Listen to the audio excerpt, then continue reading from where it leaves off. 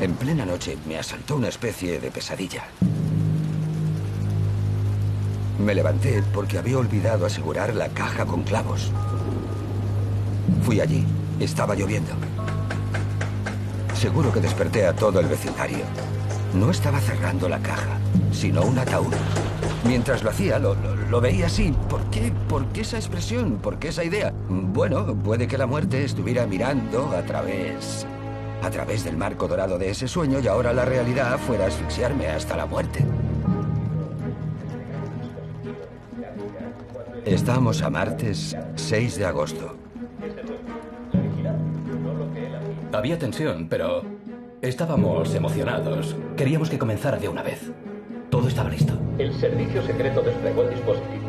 Lo hizo por razones de seguridad y no abundaré más en el asunto. Nunca he obstruido a la justicia. Y también creo que puedo decir que en mis años de vida pública he aplaudido esta clase de iniciativas, porque la gente debe saber si su presidente es o no un delincuente. No soy un delincuente. Me he ganado hasta el último centavo que tengo.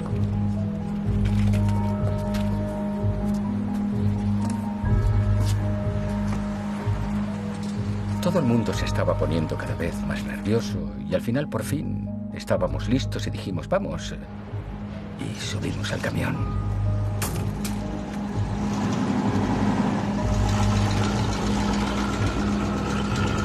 No íbamos a morir, íbamos a vivir.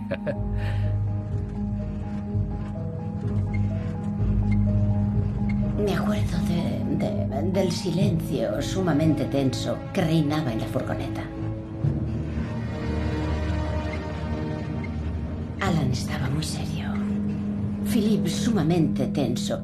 Y yo estaba helada, muy preocupada. Yo llevaba un uniforme de mozo de mudanzas con casco y camisa. Para parecer americano llevaba muchos bolígrafos en el bolsillo, un detalle típicamente americano.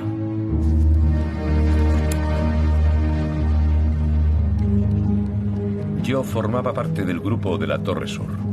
Fuimos a la hora de la salida de las oficinas con un gran cesto, con todo el equipo, mientras los demás iban a la Torre Norte en traje de negocios con menos cosas. Llevaban un tubo de planos que pienso que contenía el arco. Había electricidad en el aire entre Jean-Louis y Albert. Se lo veía en la cara a Jean-Louis. No se fiaba de Albert. Tenía un mal presentimiento. Había algo que no encajaba con ese tipo. No estaba en la misma onda que nosotros. El miedo reinaba en el ambiente. Supuse que en esa situación era muy probable que todos acabáramos siendo detenidos. Estaba seguro de ello. No puedo imaginarme que ellos no sintieran del mismo modo. Me pareció que la horizontalidad al atravesar las calles de Manhattan de pronto se inclinó. Estaba en la rampa. Iba a ser engullido por el monstruo. Philip me dijo, sé lo que va a pasar. Entraremos y nos van a detener. De repente ya no era un sueño. Era algo tangible. Se le hacía impensable seguir viviendo sin haber intentado al menos tomar esas torres, porque esas torres le parecían suyas. Era como si las hubieran construido para él, de hecho.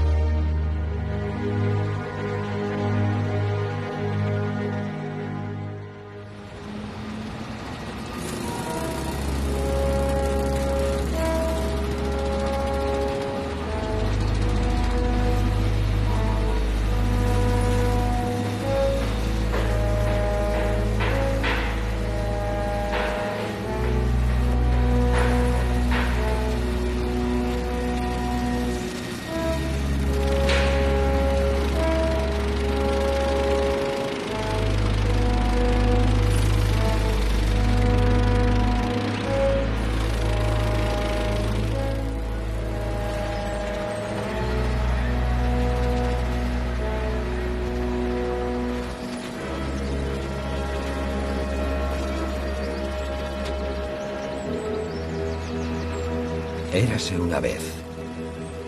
Así es como comienzan los cuentos. Y mi vida parece extraída de uno.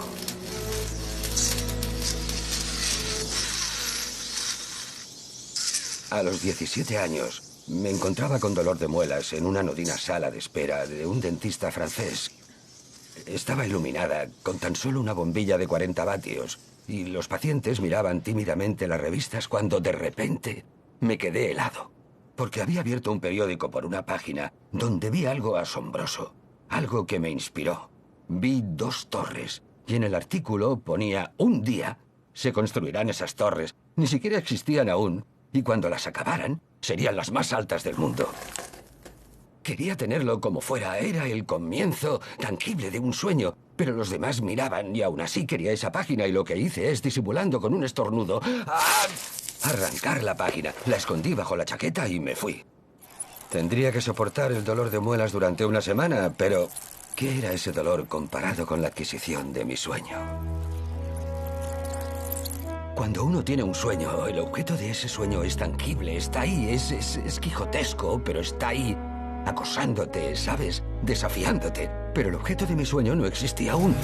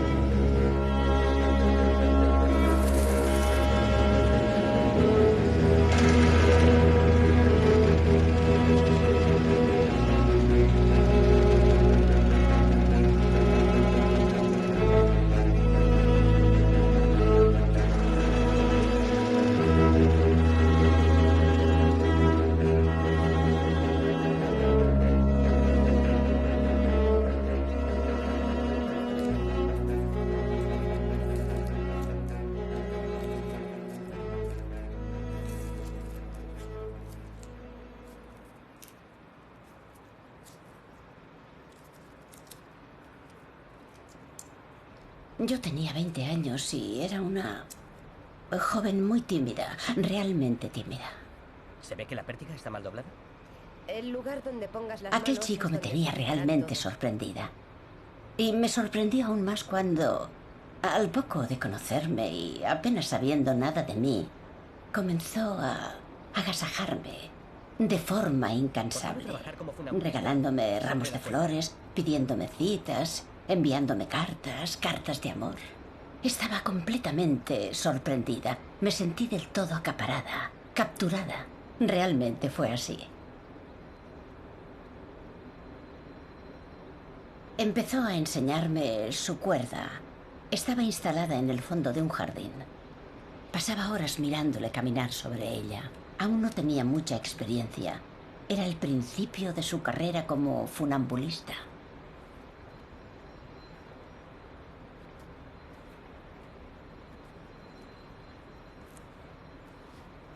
Nos hicimos inseparables. Me metí en su vida y olvidé por completo la mía. Él nunca se ha preocupado por averiguar si yo tenía un camino que seguir. Era evidente que yo debía seguir el suyo. Lo es. No ha sido tan difícil. Ya llegamos. Lo has hecho muy bien. Annie, que me conoce mejor que nadie.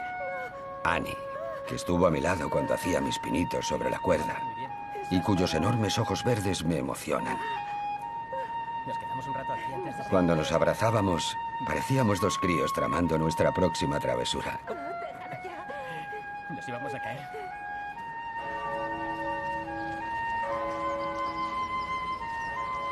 Empecé en el funambulismo siendo autodidacta.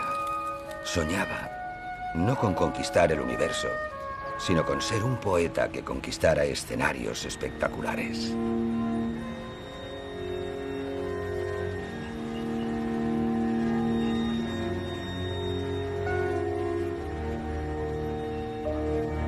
Un día me dijo, me gustaría tender un cable entre las torres de Notre Dame.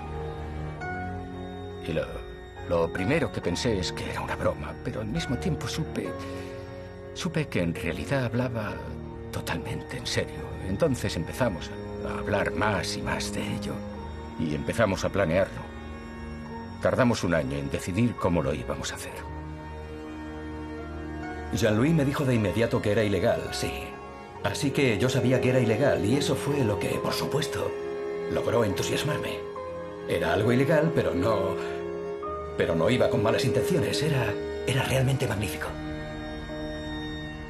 Podéis imaginaros, un día os levantáis, vais por la calle y de repente veis a un funambulista entre las torres de Notre Dame. Es un sueño.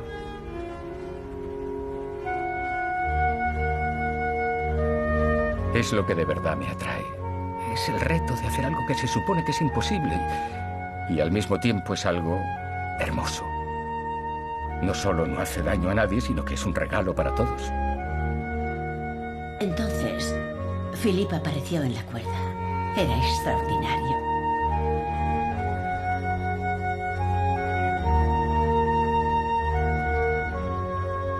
Entré en la catedral sobrecogida. Me vi allí, inclinada sobre la nave, y vi que en esos momentos se estaba celebrando una gran ceremonia. Había una decena de sacerdotes, vestidos todos de blanco, con los brazos cruzados. Estaban tendidos, con la cabeza tocando el suelo. Estaba estupefacta, sin habla. El organista me preguntó, ¿qué pasa? ¿Qué hace usted aquí? Y yo le dije, hay un funambulista entre las torres. Me miró entre la perplejidad y el asombro y me dijo, oh, vaya, un funambulista. Es increíble.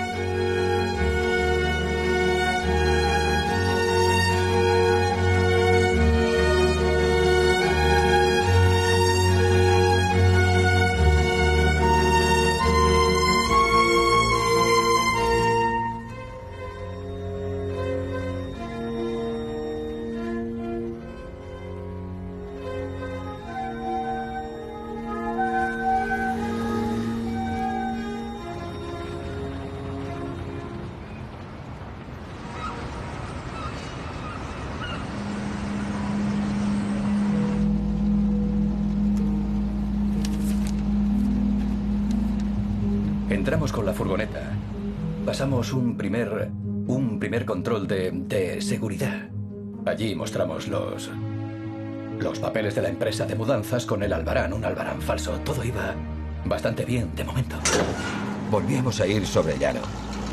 Ahora que entrábamos en el garaje subterráneo de las dos torres e íbamos, conocía bien el plan. Nos dirigíamos al montacargas de la Torre Sur. Todo había sido cuidadosamente planeado.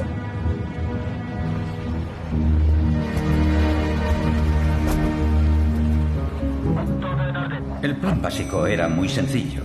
Llevábamos credenciales, así que solo era cuestión de abrirnos paso. Una vez dentro de los edificios, todo fue bastante fácil.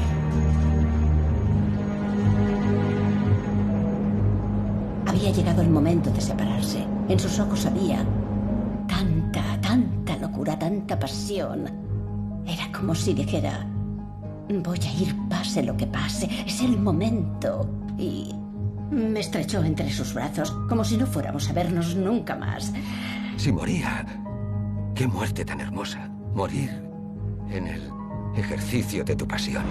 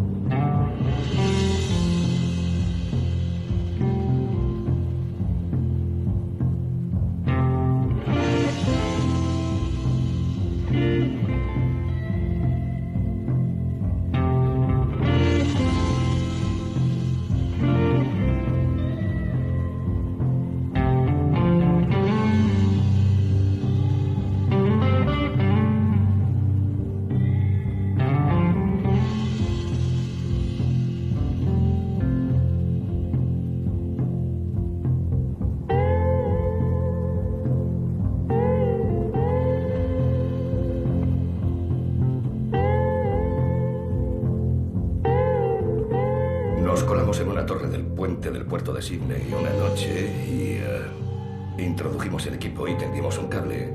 Desaparecimos por la mañana y nos sentamos en la calle a ver a Philip caminando por el cable.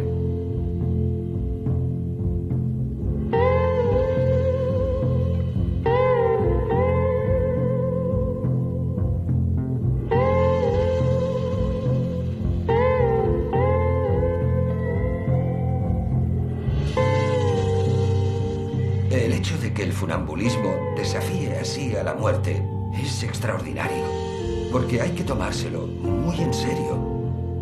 Si uno se equivoca por medio milímetro o se desconcentra unas décimas de segundo, pierde la vida.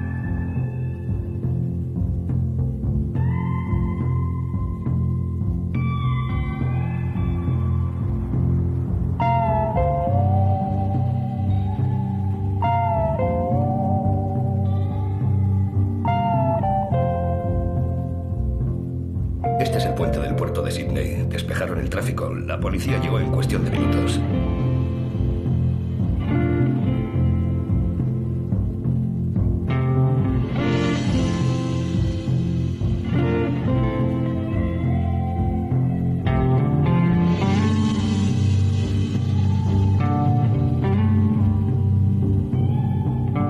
Cuando se lo llevaron, lo primero que hizo fue birrarle el reloj a la gente.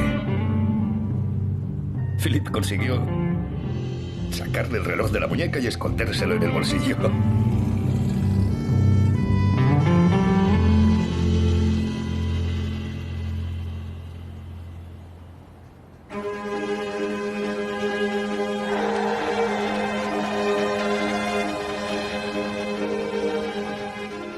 Las Torres Gemelas trotaban en mi cabeza. Il trot dans ma tête. Mi cabeza iba al galope.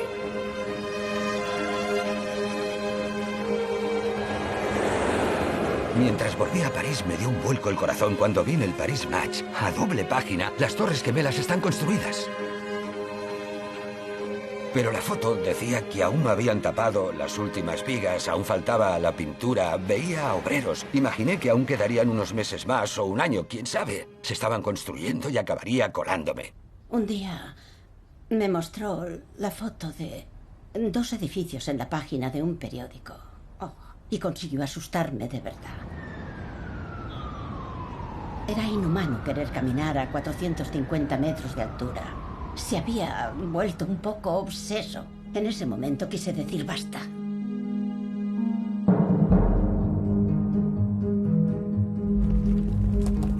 El plan consistía en llevar todo el equipo a la planta 82, donde estaba el escondite de Barry.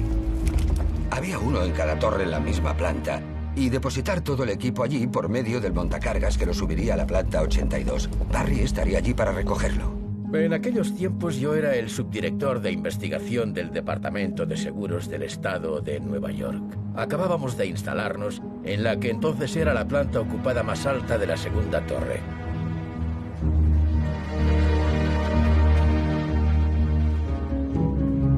Sabía que habría un grupo en cada torre y que me entregarían el equipo que posteriormente iban a subir unas 28 plantas. El operador del montacargas no oyó bien al encargado que le había gritado «¡A la planta 82!». Estaba muy claro en nuestro albarán y en la caja. Y nos preguntó «¿A qué planta sube esto?». Pensé «Esta es la nuestra». Y dije claramente «A la 104». «Vale, está bien. Aparten las manos». Y ¡cling! La puerta se cerró.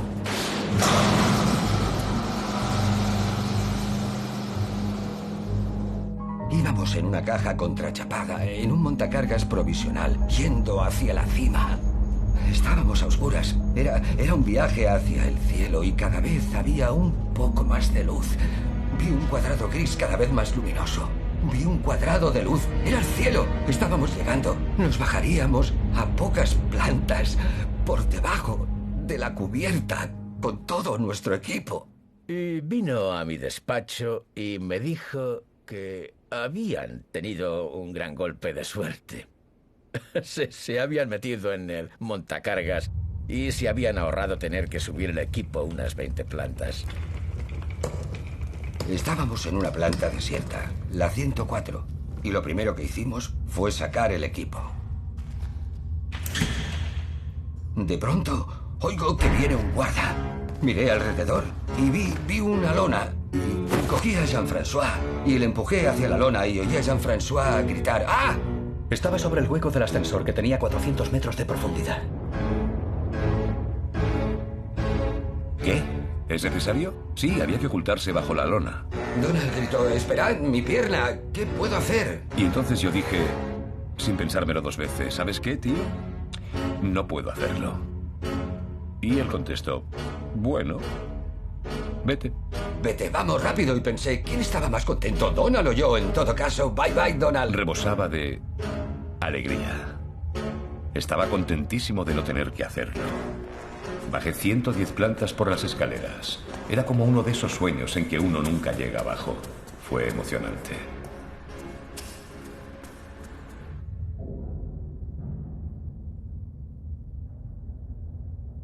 Así que estábamos bajo la lona, muertos de miedo. No tenía que musitar, murmurar a Jean-François, no te muevas. Lo notaba en nuestro contacto corporal.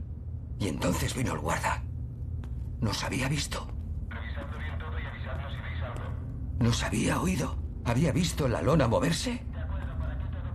Y de repente el guarda vino y se apoyó en un pilar. Parecía estar solamente a un paso. Oía el sonido de su walkie-talkie y oí cómo sacaba un cigarrillo. Y el chasquido del encendedor y su primera calada. Cómo se quemaba la punta del cigarrillo y cómo echaba el humo. Parecía que estuviera junto a mi oreja. Conteníamos el aliento del miedo que teníamos.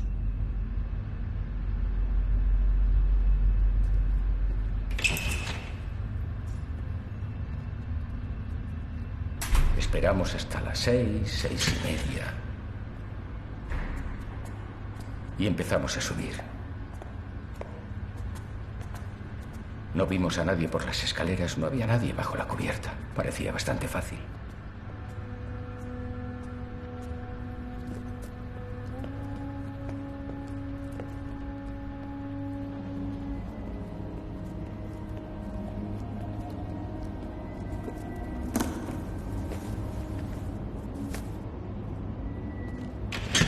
De pronto oímos que venía alguien de la escalera. Nos asustamos mucho. Así que corrimos al escondite y nos refugiamos en él. Oímos unos pasos. Oímos el sonido de un walkie-talkie. Mike, contéstame. ¿Me has oído? Los ruidos resultaban confusos. A veces no oíamos al guarda en 10 minutos y pensábamos, se ha ido. De repente le oíamos toser o oíamos el walkie-talkie como si estuviera al lado de nuestro escondite. No podíamos hablar. Muy bien, recibido. Cuando acabes, no te olvides de recoger en tu taquilla los papeles que tienes que devolverlos. Empezamos a escribirnos notas. Nos escribíamos. ¿Crees que ahora sí? ¿No? ¿Sí? ¿Esperamos un poco más? Era incómodo, pero bueno, una vez sabes que no tienes otra elección, te tienes que conformar y esperas. En esos momentos íbamos trajeados como hombres de negocios. Al ir vestidos así, con un equipo pesado y estar escondidos tras un montón de cajas, no teníamos justificación alguna. Si nos pillaban en esos instantes, se acabó.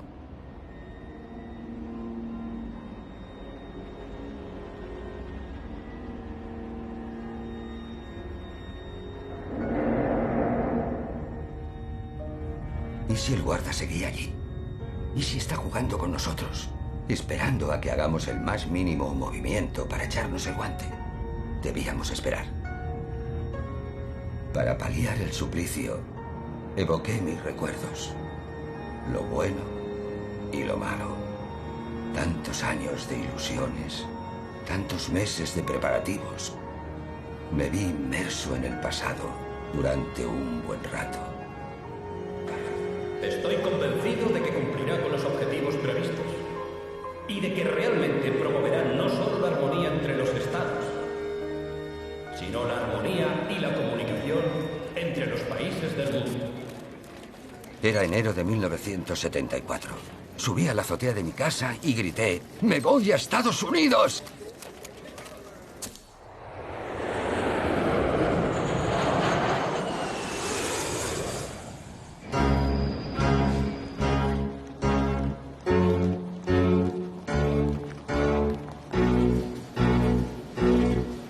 cuanto subí las escaleras de la salida del metro, mientras las miraba, supe que no eran un sueño.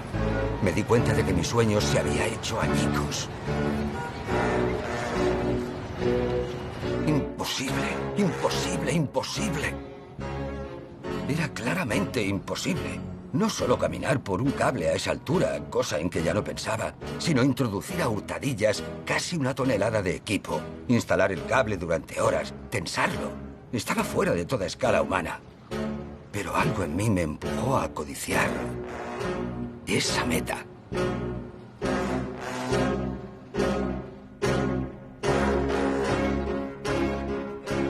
Entonces, me habló de su proyecto.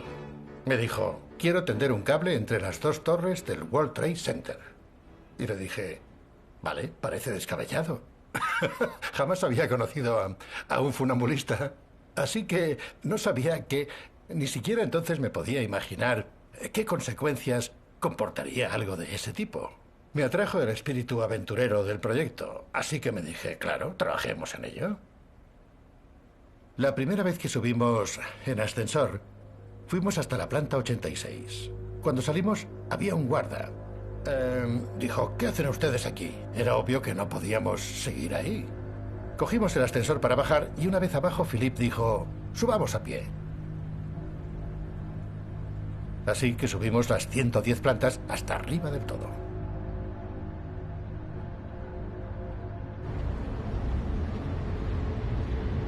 Estábamos en la cima del mundo. Vi 2 superficies de hormigón, apenas ocupadas por estructuras. No había vallas, ni redes, nada, y estaba muerto de miedo. Vi la otra torre y me imaginé el vacío y que si iba a correr por allí, me caería y pasaría a mejor vida.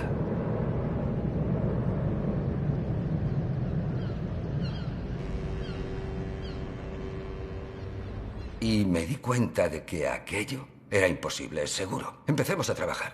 Tomamos fotos de todo, pensando que tal vez fuera allí donde sujetaríamos el cable. O que quizá habría un cable que podríamos aprovechar. En ese momento, él no sabía cómo podría hacerlo. En las escaleras decidí hacer un pequeño dibujo. Como si necesitara una prueba tangible que me demostrara que estaba examinando todos los pasos y que al mismo tiempo consideraba la imposibilidad del proyecto.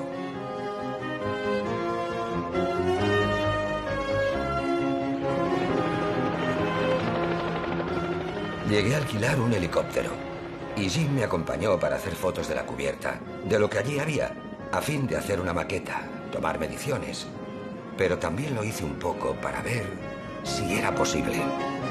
Quería una perspectiva a una altura mayor de la que tendría al caminar sobre el cable. Era un modo de engañarse para no sentir miedo. Subir a una altura mayor a la que estaría durante la proeza. Un día recibí una postal con una W del World Trade Center. No había oído hablar nunca de él hasta entonces. Había trazado un cable entre las 2 torres. Y pensé, claro, para eso están ahí esas torres, para Philip. Volví a Francia. Cuando llegué, ni siquiera fui a casa. Fui derecho a ver a Jean-Louis, mi viejo amigo. Y le dije que se me había ocurrido una idea. Sabíamos que lo que íbamos a hacer era algo ilegal. Vaya, nadie conocía. Philippe Petit, nadie nos conocía. Si preguntábamos, ¿podemos tender un cable entre las 2 torres? Contestarían, fuera. Ella me lo dijo en la conversación. Le pedí a Philippe que me hablara de ello. Así que has estado allí. Me has dicho que has estado 10 veces en la cubierta, pero ¿qué hiciste para...? ¿Con qué autorización subiríamos? Tengo fotos, mira. Podríamos tender el cable. No sé dónde lo sujetaremos, pero podemos mirarlo con las fotos. Es la mejor. Ahí no llevas casco. Sí, donde salgo sin el casco. Es la mejor. Un momento, antes había un montón de polis. Sería mejor. Mira lo que harás cuando cumplas condena a trabajos forzados. Tendrás que lavar vidrios de rascacielos. Empecé a hacer una pequeña recapitulación y que no teníamos nada. A él no le motivaba la vehemente pasión por bailar entre las torres. A él le motivaba, voy a ayudar a Philippe y no pienso dejar que se mate. Y además no quiero que nos detengan, queremos triunfar, no queremos fracasar. Así que, por muchas razones que son muy nobles y comprensibles, él se convierte casi en el... discutimos mucho el plan. No tienes bastantes elementos, Philippe, para organizar un plan serio. Regresé de nuevo, y esta fue mi segunda visita a Estados Unidos.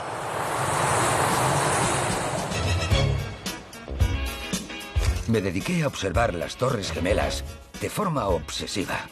Iba día y noche. Anotaba mis observaciones en cuadernos, hacía pequeños esquemas y estudié qué opciones comerciales teníamos para entregar material sin que llamara la atención. Entraba. Encontré la forma de pasar inadvertido a la hora del almuerzo.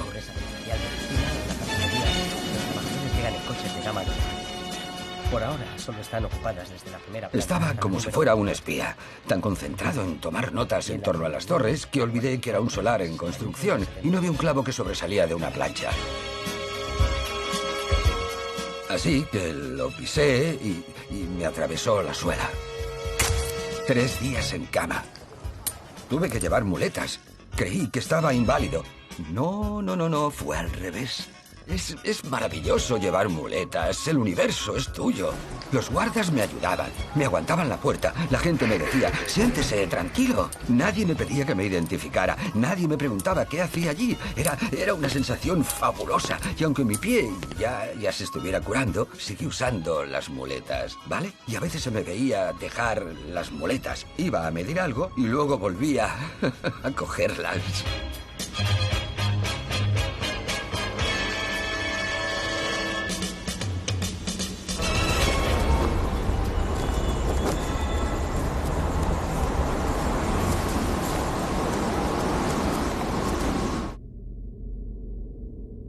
Un día subimos arriba cuando hacía un viento huracanado.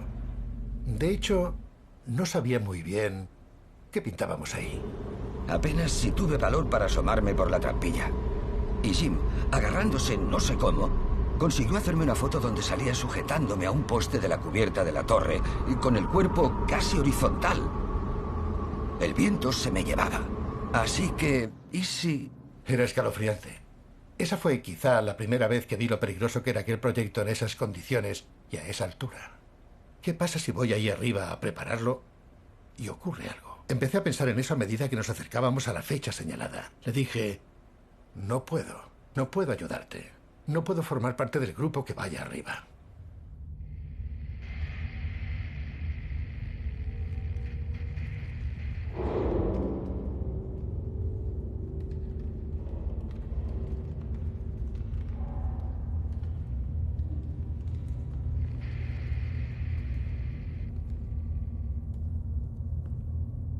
Ahí estábamos, bajo la cubierta del World Trade Center, debajo de una lona.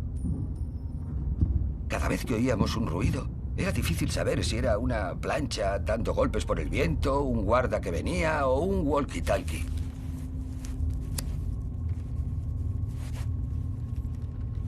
Hice un agujero con un clip y agrandé el agujero en la lona con la punta cónica de un rotulador que llevaba.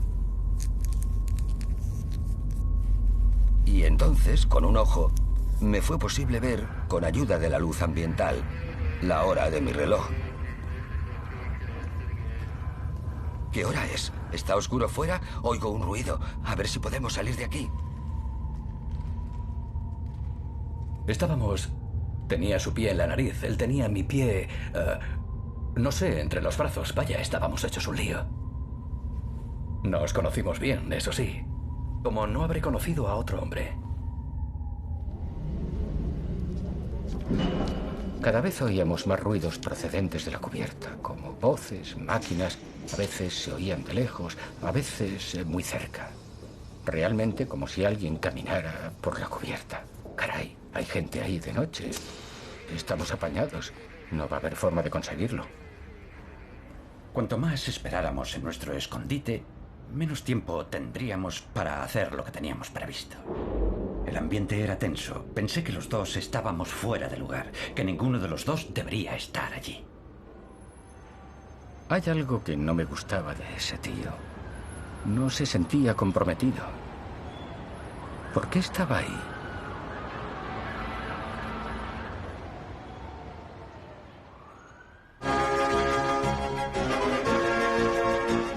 Cuando acabé la universidad fui a París y conocí a Philippe. Me mostró un esquema extraordinario y la fotografía de un edificio que se estaba construyendo en Nueva York. Ahora verás, es una buena distancia. Y el cable será largo. Veía una y otra vez esos rascacielos. Y Philippe estaba entusiasmado con la idea. Supongo que fui uno de los primeros miembros del equipo. 10 por 28. Eso es. ¡Mierda! Ahora sí que la he hecho buena. Joroba.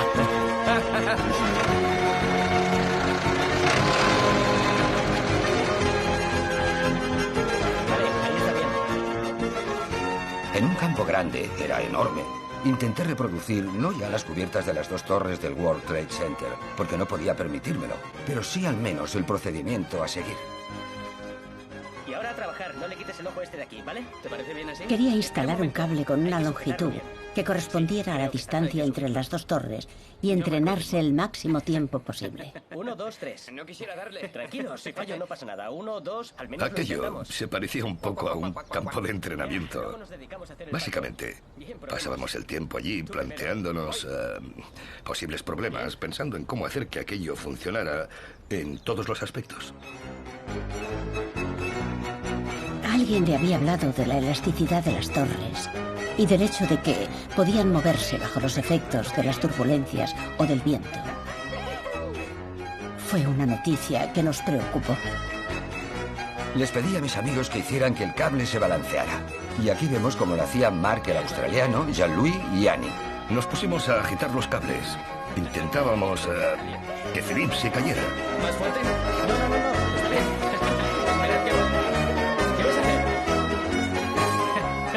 Me siento. Ya veo, me siento. Pero no te dejo venir. Ya he tenido suficiente. Yo lo veía desde este lado. No es así para nada. Yo estaba en este borde y ellos podrían... El World Trade Center es extraordinario porque hay 60 metros entre las dos torres. Así que ¿cómo íbamos a pasar un cable de una torre a la otra? Mira lo que verás. ¿Te gusta? Debíamos encontrar la forma de lanzar algo. Luego podríamos pasar un cordel, luego uno más fuerte, luego una cuerda y finalmente el cable.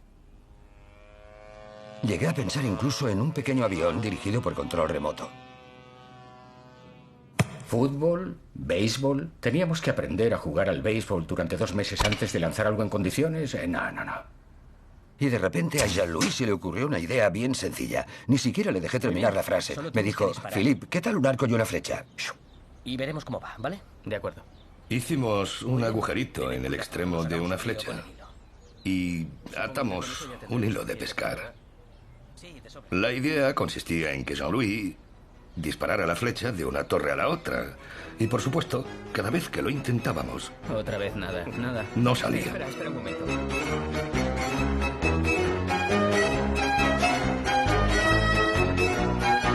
¡Cuidado! Bueno, vamos a intentarlo otra vez. Esto es una mierda. No te desanimes.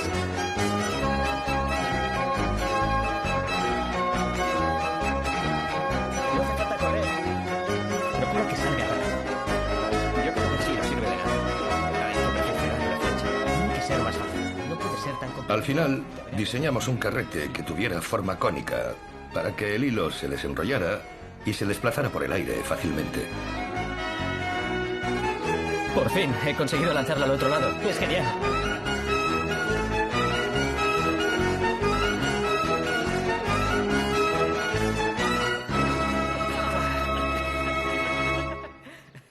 ¿Lo habéis conseguido?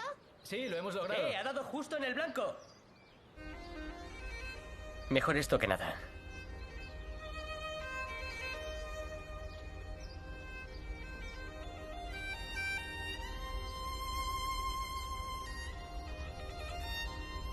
De niño me gustaba subirme a todas partes. Dejé que los psiquiatras sacaran sus propias conclusiones. Quizá quería escapar a mi tiempo, quizá quería ver el mundo desde una perspectiva diferente y era un explorador nato. ¿Quién sabe y qué más da?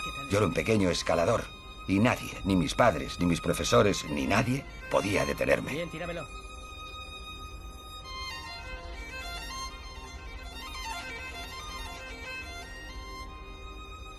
Había oído hablar de los equilibristas. Se les admiraba por ser individuos capaces de caminar en la cuerda floja. Y yo pensé para mis adentros, eso no es nada, yo también lo hago.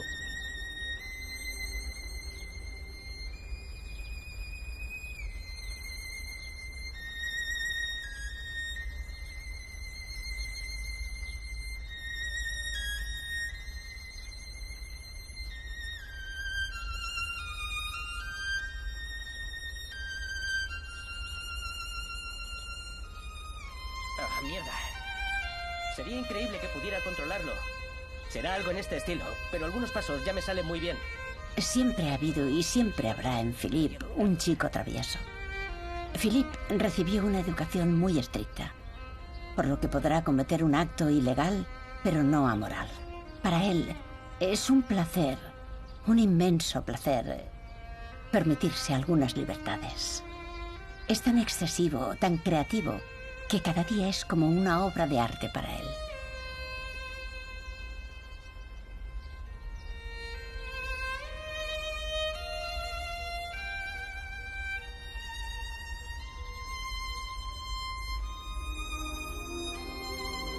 Para él, el lado emocionante de esta aventura, aparte de ser un bello espectáculo, es que era como el atraco a un banco. Y eso le entusiasmaba.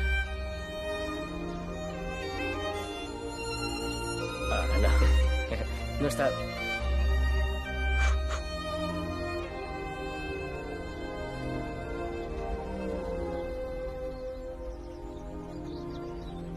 Venga, súbete a mí, deprisa. Corre, corre.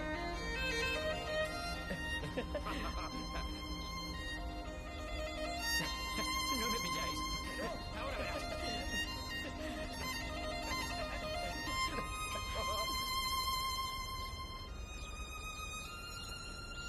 Bueno, las cosas poco a poco se fueron poniendo serias, porque había que acabar trazando un plan. Y entonces empezaron las discusiones entre Jean-Louis y Philippe. Sí, pero Marc ha dicho que si alguien abre la puerta en las escaleras y ve a un hombre trajeado de negro cargando muchas cosas, ya, no funcionaría. No, Un momento, no. escuchad. En las escaleras cualquiera puede sorprendernos. Es verdad, puede Tiene sorprendernos que ser una cualquiera. combinación entre obrero y hombre de negocios. hombre de negocios. Creo que este plan vale. Este también. Pero este no vale. Bien, bien. Pasamos abajo y ya veremos cómo. Eso no importa. Donde empieza realmente lo serio es en la planta en que salimos del ascensor. En ese momento es cuando conviene ir bien vestidos, porque... No, como Espera, obreros, digo déjame yo. acabar. Cuando digo bien vestidos es para pasar... No me cabía en la cabeza cómo iban a entrar clandestinamente en las torres. Ni siquiera tenían un plan aún para entrar. Creo que Jean-Louis asumió una gran responsabilidad desde el principio. No quería que hubiera problemas, debido tal vez a la falta de realismo por parte de Philippe. Pero ¿por qué no salimos de Ya había pensado en esa opción. Es absurdo, porque tenemos ascensor No, gratis. somos idiotas. Jean-Louis sabía que yo estaba de su parte. Y Philippe sabía que a menudo yo me ponía del lado de Jean-Louis. ¿Cómo quieres cargar algo que pesa 80 kilos? Desde un buen principio, Annie quiso que la llevara a Nueva York por todos los medios.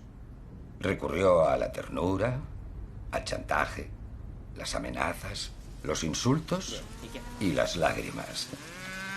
Pero necesitaba separarme de ella con completa libertad. Debía ser un náufrago en la isla desierta de mi sueño.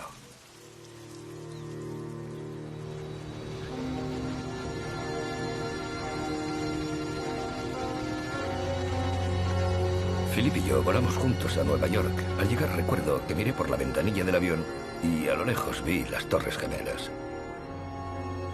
Habíamos recorrido un camino y esta era la meta. Por eso estábamos ahí. Metrópolis, la revista de urbanismo número 1 en Francia. Estamos preparando un reportaje sobre los obreros que están construyendo el World Trade Center en Nueva York.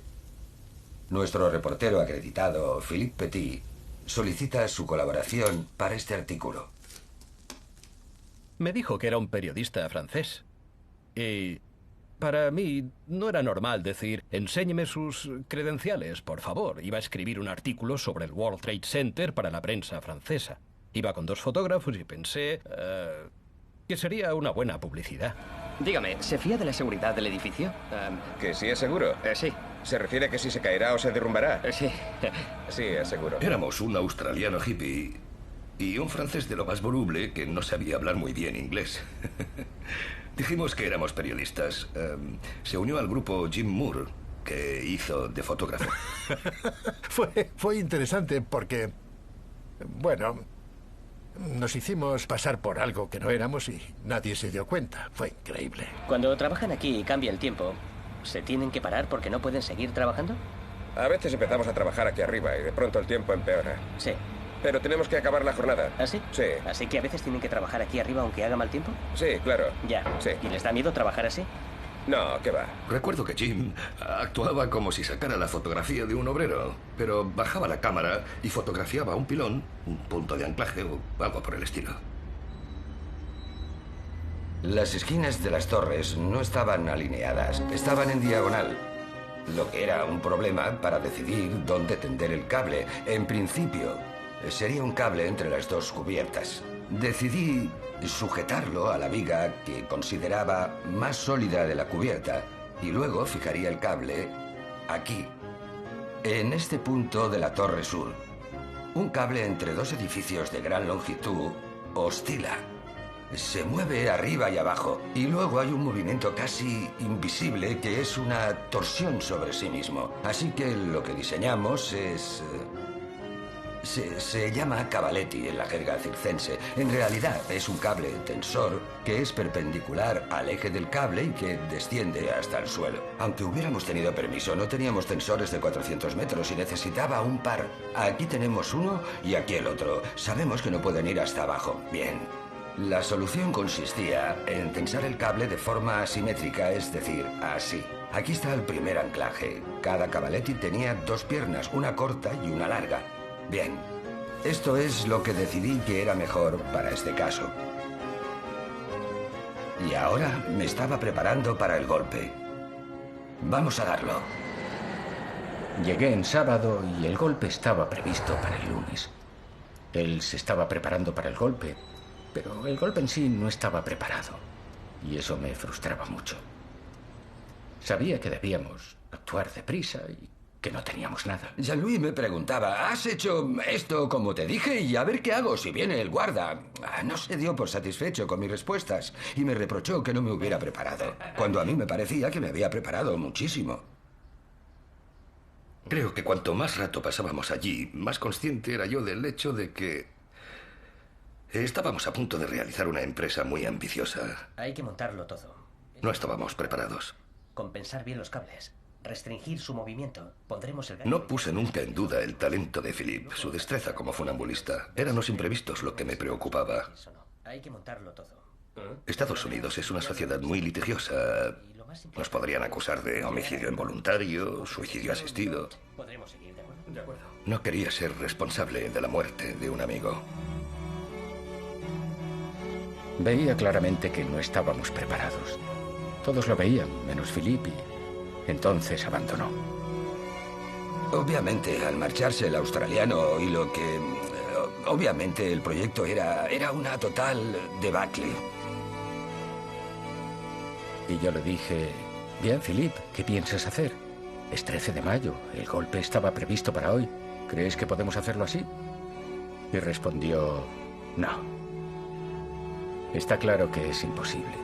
Y yo le dije, no, no es imposible, es posible. Estamos a un paso de hacerlo. Si quieres algo, nada es imposible. No dejábamos de repetirnos, volveremos, lo prepararemos y lo haremos. La primera tentativa había fracasado. Me llamó, me dijo que debía ir urgentemente. Era obvio que mi papel consistía en apoyarle moralmente, devolverle el coraje.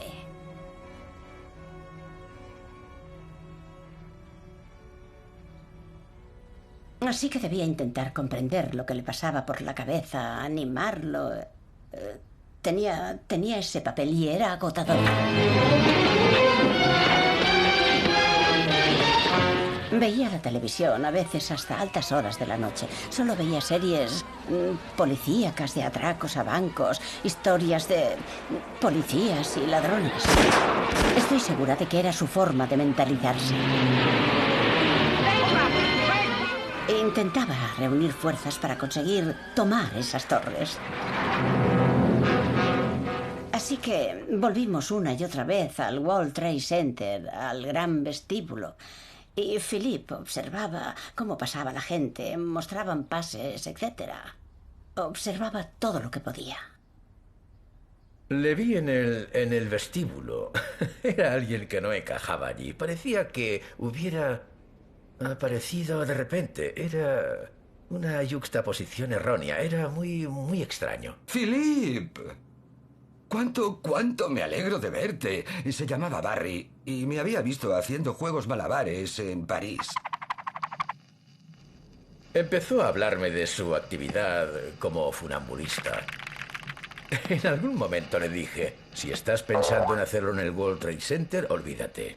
Pero con su entusiasmo consigue atraerte hacia su mundo. Y supongo que yo era la clase de persona abierta a hacer cosas que fueran... bueno, no del todo legales. Barry me llamó un día y me dijo, Philippe, siento comunicarte que la normativa de seguridad del World Trade Center ha cambiado. Ahora todos debemos llevar identificación. Pero acabo de sacar ahora mismo mi pase del sobre y me parece que no será ningún problema dejarlo en tus manos durante unas horas. Hizo un trabajo verdaderamente artístico al falsificar a la perfección su propio pase con una foto suya.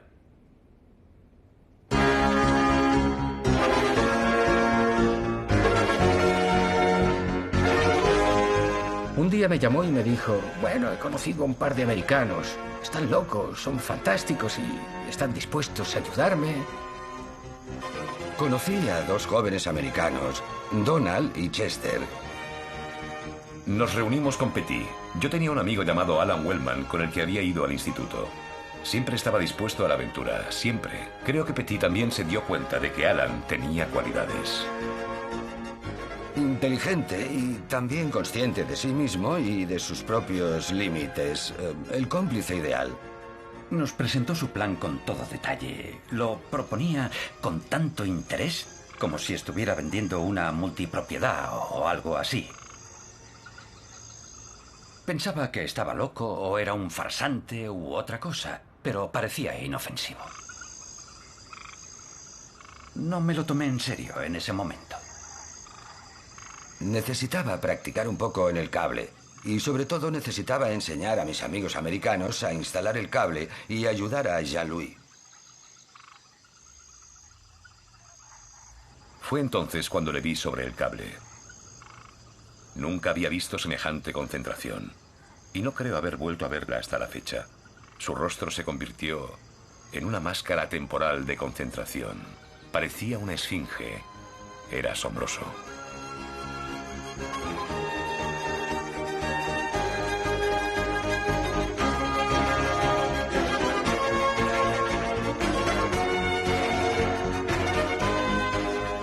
Ejecutó aquellos ejercicios con calma y gran precisión, y los hizo con los ojos cerrados. Era lo que él hacía. Todo lo que me había contado era cierto.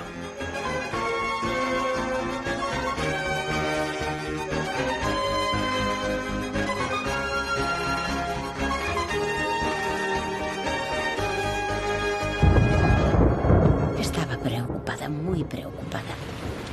En el grupo había personas que no eran nada de fiar.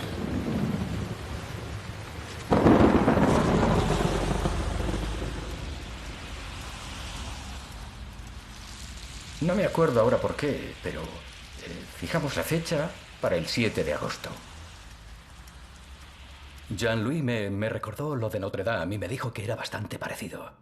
Que era la misma aventura, pero en Nueva York, en el World Trade Center.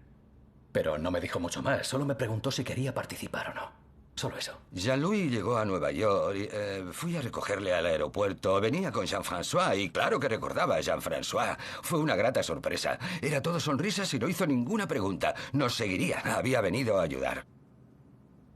Mientras llegaba a Nueva York, en el tren de Boston, pasamos por delante del Empire State Building. Cuando levanté la cabeza y vi la altura de aquel rascacielos, me quedé horrorizado. Me temblaron las rodillas. Era aterrador. Sabía que el World Trade Center era aún más alto. Me lo guardé para mí, no dije nada. Pero estaba aterrorizado.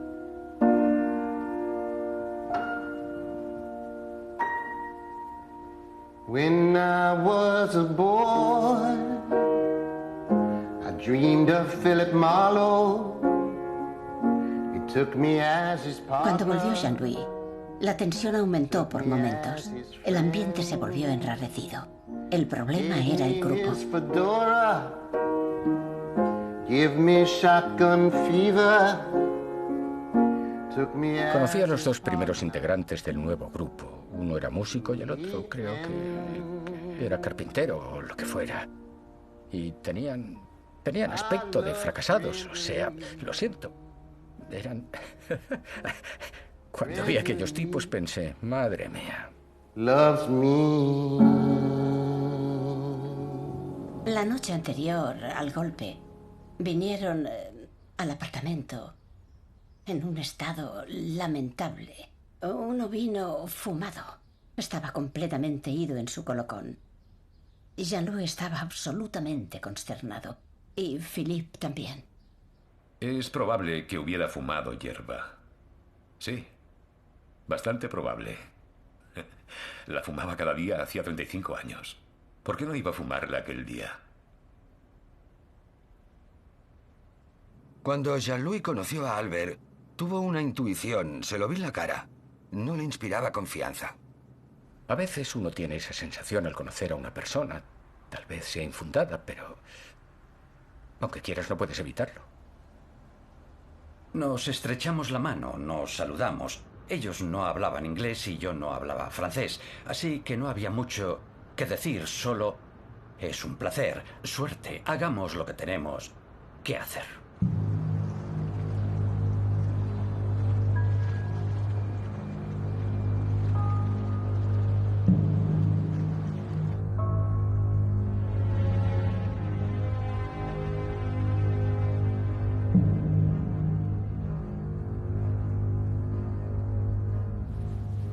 Cuando creí que la planta entera estaba por fin desierta y las luces apagadas, me atreví a salir. Tras 3 horas sobre una viga, uno no puede caminar, tiene que desentumecerse. Es del todo imposible que una persona normal pueda caminar tras permanecer 3 horas inmóvil sobre una viga.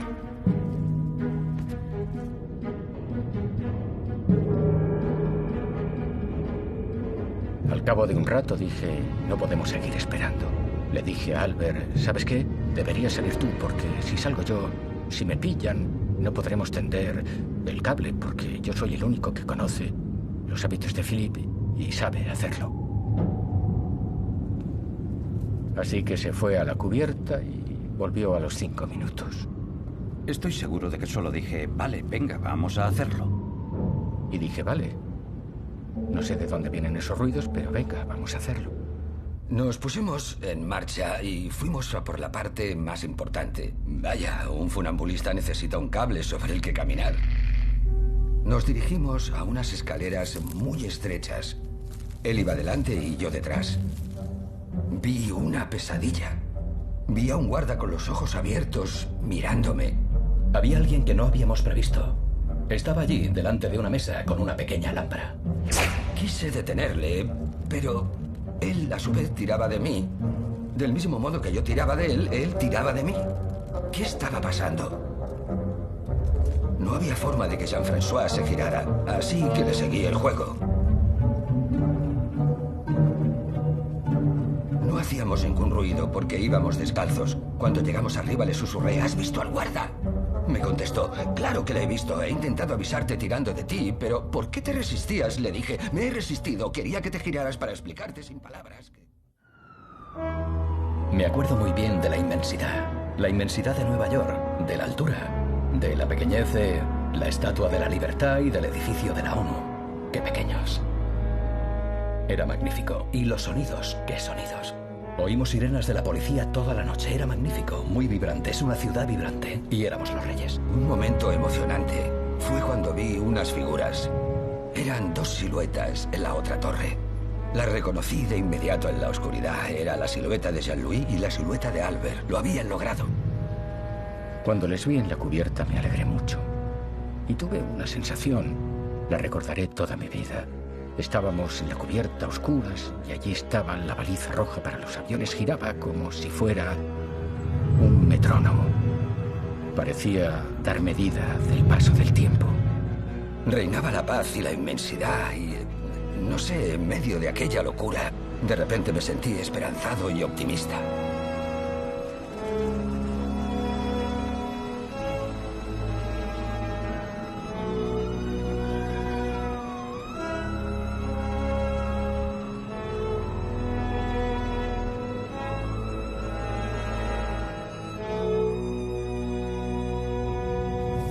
Metí a Jean-François como si fuera un murciélago por la abertura de las escaleras para que asomara la cabeza. Imagínense lo que habría visto el guarda de estar despierto. Habría visto la cabeza de una persona mirándole boca abajo.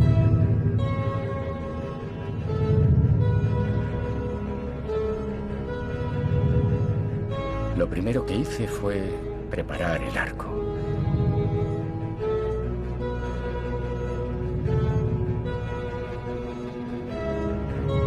Preparé la flecha y el hilo de pescar y les esperé.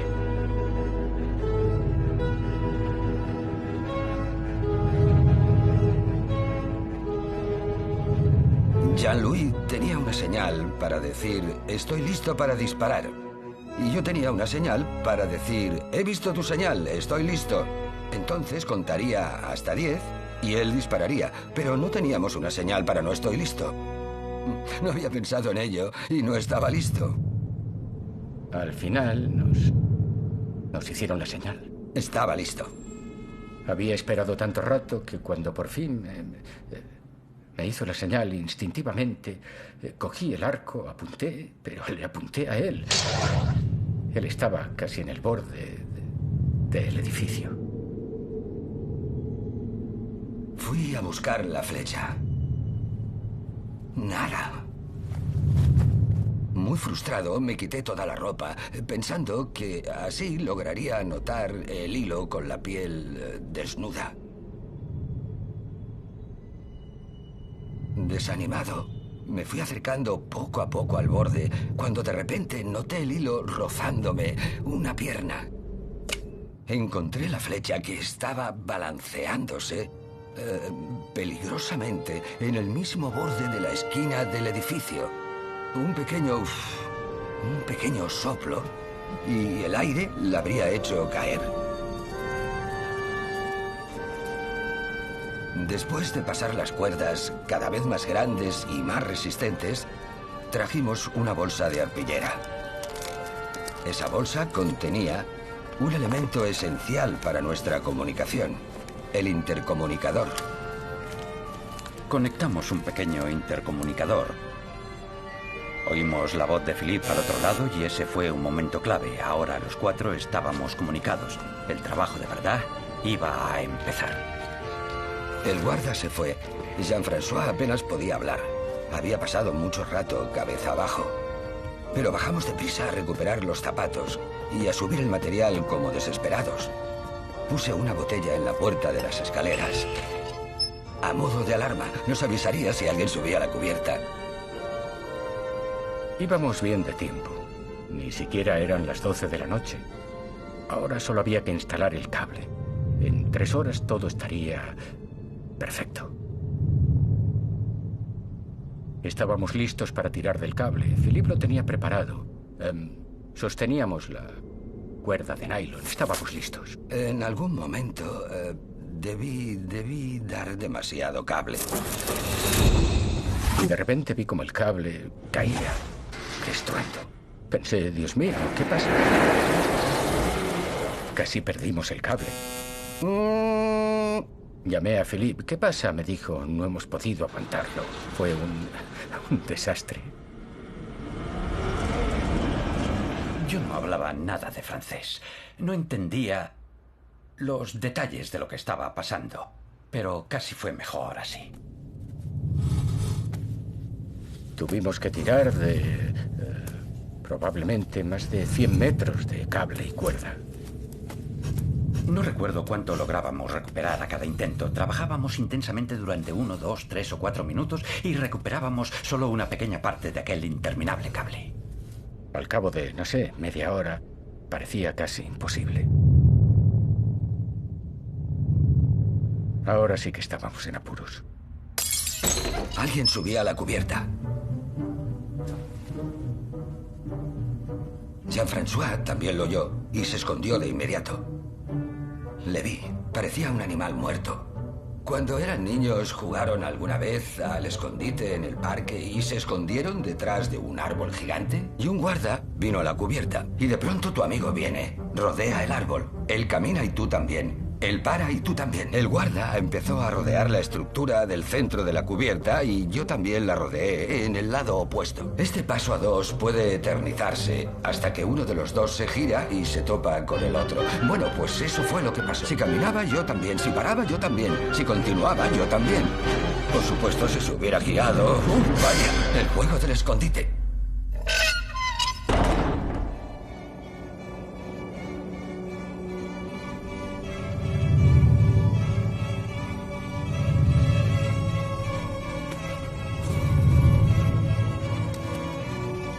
Albert comenzaba a rendirse, a poner pegas, a decir, no quiero seguir con esto, es imposible, no lo conseguiremos. Estaba claro que no lo íbamos a lograr. Pero no podía discutir con él, todo era inútil. Él no cejaba en su empeño, era imposible. Era imposible que pensara que podríamos tender el cable antes de que se hiciera de día. Por fin, después de tantos meses de preparación, tantos meses de trabajo, y habíamos conseguido llegar a la cubierta. Ahora lo íbamos a dejar porque el cable estaba así. Vaya. Al alba supe que todo se había acabado. En fin, lo habíamos intentado y ahora era hora de irse.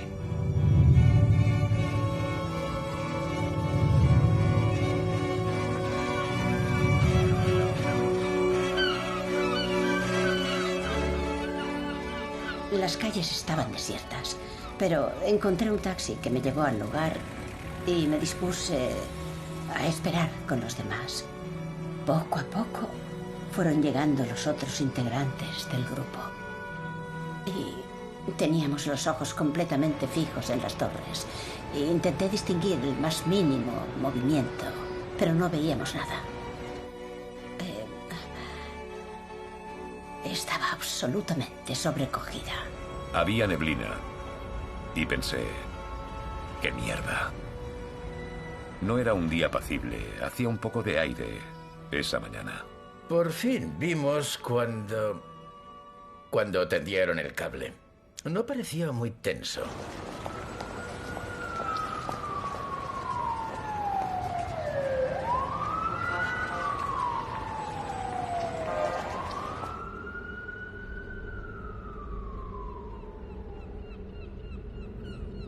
Tiré del cable como un poseso. Finalmente lo recuperé. El último metro de cable fue el que conseguí subir más fácilmente. Lo consiguió, pese a que su compañero le había abandonado. La última comunicación de Jean-Louis fue así: Philippe, lo he logrado, lo he fijado, ya está, el cable está anclado.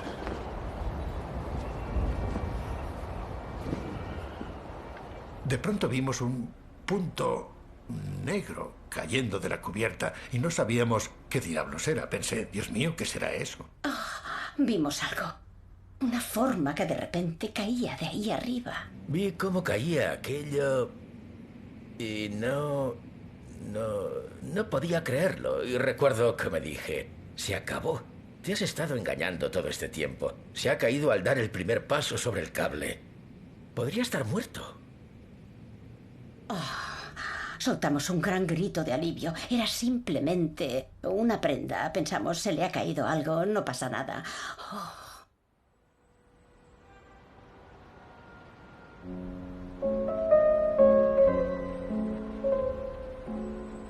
En la cubierta de la torre de Philippe había un engranaje de la maquinaria del ascensor. En cuanto ese engranaje se moviera, sabríamos que el ascensor se había puesto en marcha. Grité, ¡la roue a Jean-François! ¡La rueda, la rueda! Había visto que ese engranaje empezaba a moverse. Y supe que la suerte estaba echada. El tiempo ya no corría a mi favor. En ese momento me asusté. Creo que era la primera vez que era presa del miedo. Oh, Dios mío, ¿está exhausto como yo?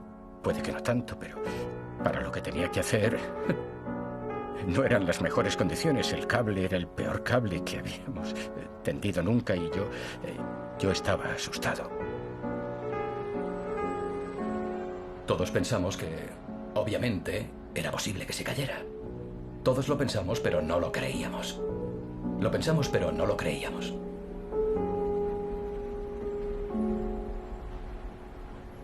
Y tuve que tomar la decisión de desplazar el peso de un pie apoyado en el edificio al pie apoyado en el cable. Eso probablemente, no sé, probablemente pondría fin a mi vida en cuanto pisara ese cable. Y por otro lado, era algo que no podía resistir. Y no hice ningún esfuerzo por resistirme. Me sentía llamado a cruzarlo. La muerte me rondaba, sí.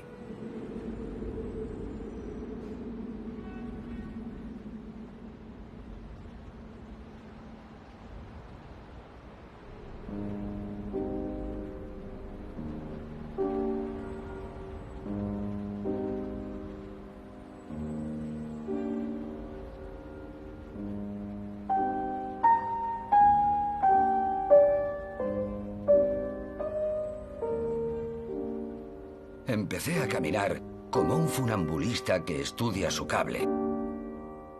Y en vez de estudiar el cable en toda su extensión, examinando el primer tensor y seguir caminando, probando el centro que es débil y traicionero, y examinando el segundo cable tensor, no, solo fui al primer tensor porque ya lo sabía todo.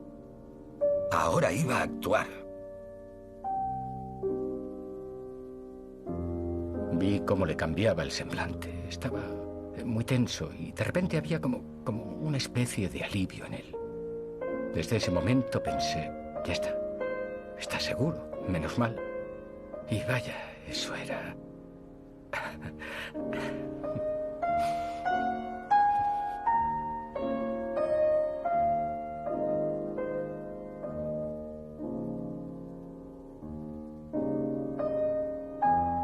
Vi a Philip. Oh, le vi allí arriba. Era extraordinario. Era un sueño hecho realidad. Era como si caminara sobre una nube.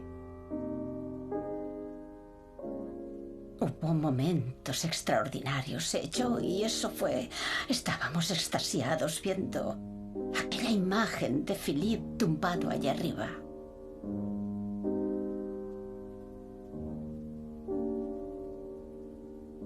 Y otro momento culminante fue cuando se sentó. Fue tan hermoso y... cuando se arrodilló, hubo un momento en que se arrodilló y saludó.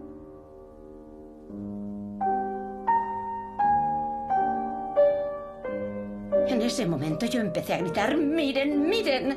La gente se paraba a mi alrededor, pero nadie conseguía ver nada. Me preguntaban, ¿pero qué ve usted? Y yo les contestaba, ¡un funambulista que camina sobre ese cable! ¡Miren! Durante mis evoluciones, me senté sobre el cable e hice algo que asombró a la gente. Miré hacia abajo para ver algo que no volvería a ver en la vida. Puedo afirmar, aunque probablemente sea mentira, si bien para mí no lo es, que oí y vi a la multitud. La oí murmurando.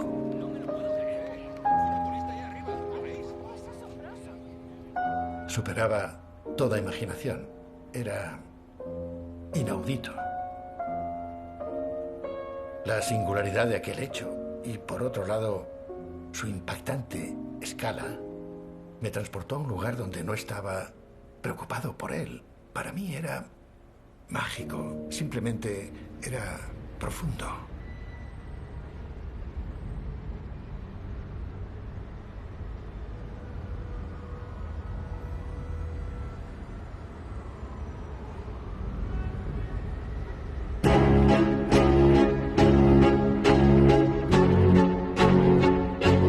El agente Meyers y yo hemos visto a un bailarín sobre un cable porque no se le puede llamar funambulista. Estaba a medio camino entre las dos torres. Y cuando nos ha visto, ha sonreído y se ha puesto a reír.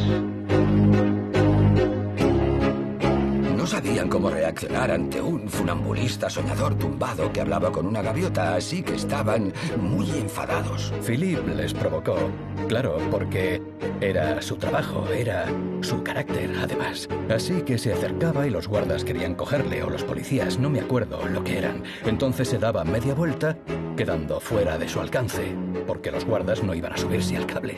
Cuando se acercaba le pedíamos que se bajara del cable, pero se daba la vuelta y corría hacia el centro. Todos estábamos estupefactos ante aquel espectáculo. Cuando nos hemos dado cuenta de que no pensaba bajarse porque parecía disfrutar mucho con ello, hemos informado a su amigo de que, si insistía en seguir allí, tendríamos que enviar un helicóptero para sacarle de ahí.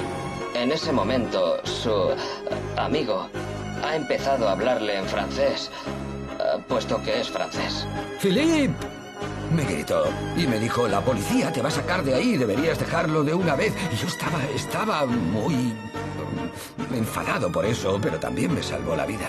Hay un funambulista caminando sobre un cable entre las dos torres del World Trade Center, justo arriba del todo. Sabía que estaba contemplando algo que nadie más vería en ningún otro lado del mundo. He pensado que es algo único.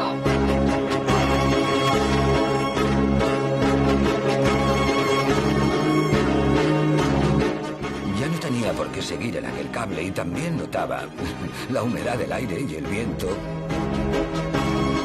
Mis amigos luego me dijeron, has estado ahí 45 minutos, ¿sabes que lo has recorrido 8 veces? Me cogieron y me pusieron en tierra. Me esposaron con las manos detrás, me arrojaron por las escaleras, la parte más peligrosa de esta aventura. Casi me parto la cabeza en las estrechas escaleras que conducían al ascensor. La autoridad portuaria nos ha informado de que tardaron 3 días en instalarlo. Diría que es un cable de unos $1000. Y los accesorios, admito que supieron organizarlo bien. ¿Ha dicho por qué lo ha hecho? No. ¿Por qué lo ha hecho? Ya lo explicaré. Ahora no tengo tiempo. ¿Dónde se preparaba? ¿Por qué? ¿Por qué? Era una de esas preguntas pragmáticas en ese estilo tan propio de los americanos. Había hecho algo magnífico y misterioso y solo me preguntaban por qué. Y lo bueno es que no había un por qué. ¿Por qué lo ha hecho? Ya me lo han preguntado 1000 veces esta mañana. No hay un por qué.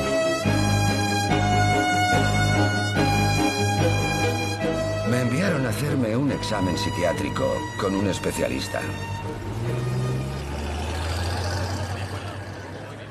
Era una institución donde los locos circulaban libremente.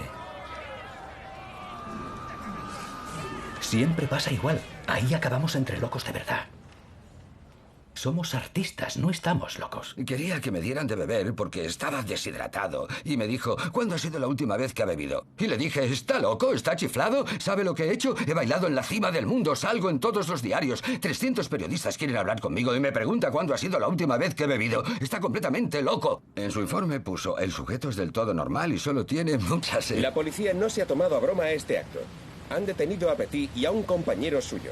Ambos han sido acusados de allanamiento y alteración del orden público. El fiscal del distrito me ofreció un trato. Me dijo, Philip, si accede a hacer un número, por ejemplo, de malabares con naranjas delante de unos niños y de las cámaras para el informativo de Nueva York y demás, retiraremos los cargos. Y yo dije, claro.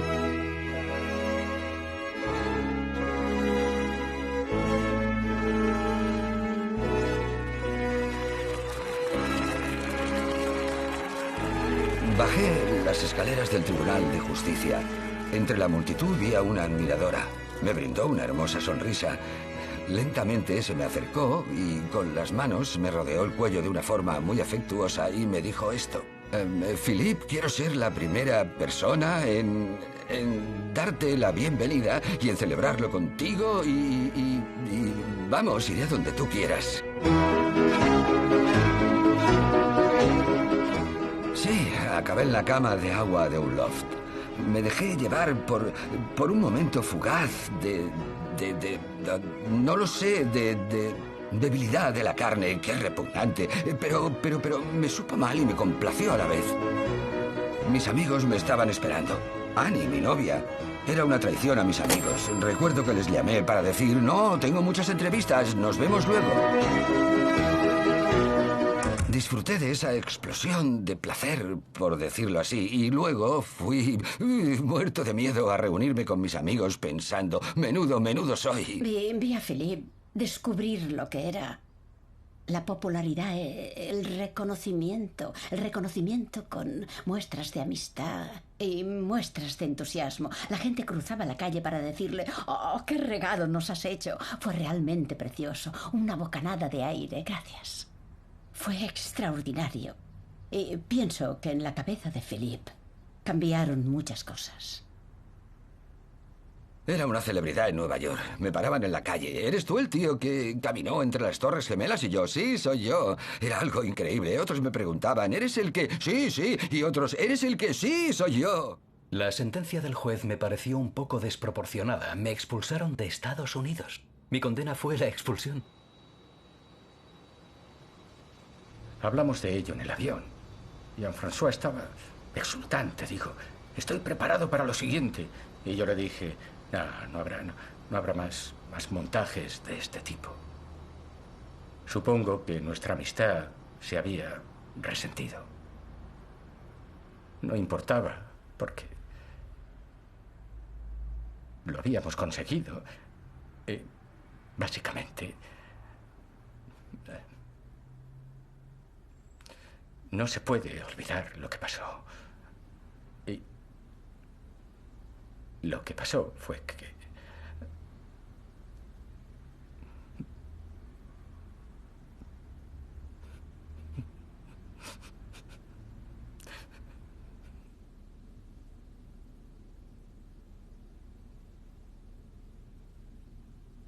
Hubo una historia de amor. Pero era evidente que Philippe había vivido una etapa increíble e inolvidable de su vida. Y ahora cambiaba de rumbo hacia una nueva vida. Y, curiosamente, yo también. Nuestra aventura debía acabar allí. Y fue bonito así.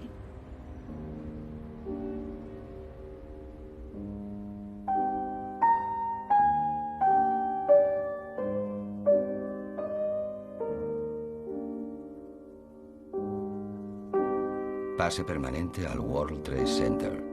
Philippe Petit e invitados.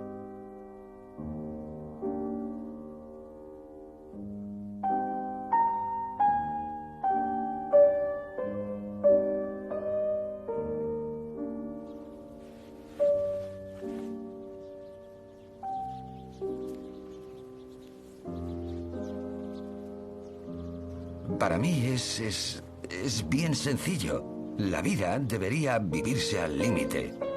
Hay que rebelarse. No someterse nunca a las normas. Renegar del mérito propio. No repetirse a sí mismo. Ver cada día, cada año, cada idea como un verdadero reto.